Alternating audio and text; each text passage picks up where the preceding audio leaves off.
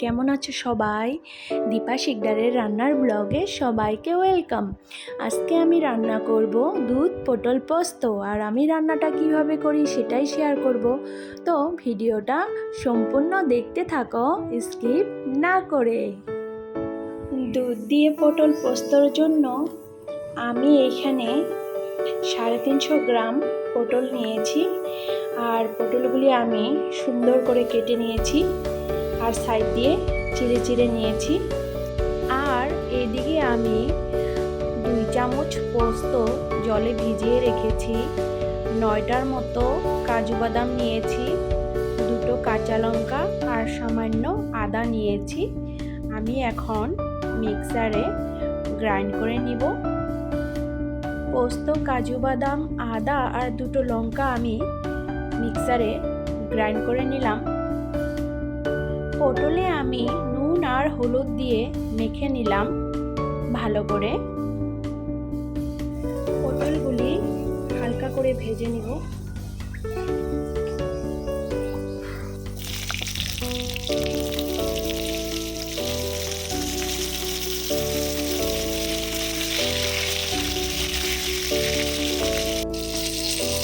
পটল ভাজা হয়ে গেছে,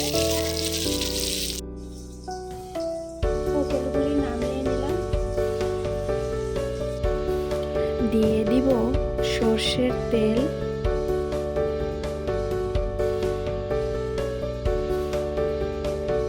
কালো জিরা। এখন দিয়ে দিব পোস্ত, কাজু, কাঁচা লঙ্কা আর আদার পেস্টটা। দিয়ে দিব নুন 1.5 চামচ, হলুদ গুঁড়ো 1 চামচ, আর দিব কাশ্মীরি রেড চিলি পাউডার 1 চামচ। দিয়ে মশলাগুলি আরও 2 মিনিটের মতো কষিয়ে নিব। মশলাগুলি আমি ভালো করে কষিয়ে নিয়েছি। এখন দিয়ে দিলাম ভেজে রাখা পটলগুলি দিয়ে আমি আরও একটু সময় কষাবো। সব কিছু আমি ভালো করে কষিয়ে নিয়েছি। এখন দিয়ে দেবো আমি 1 কাপ গরম দুধ।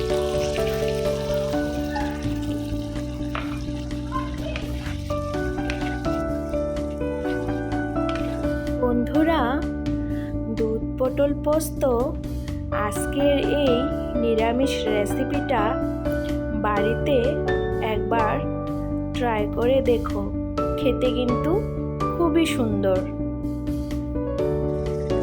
দিয়ে দিব চিনি। দুধ পটল হয়ে গেছে, এখন নামিয়ে নিব।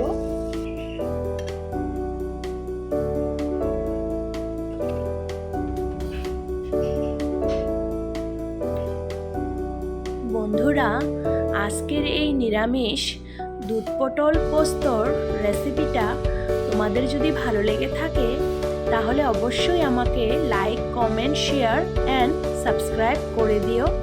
তো আজকের জন্য টাটা, আবার দেখা হবে নতুন একটি রান্নার ব্লগে।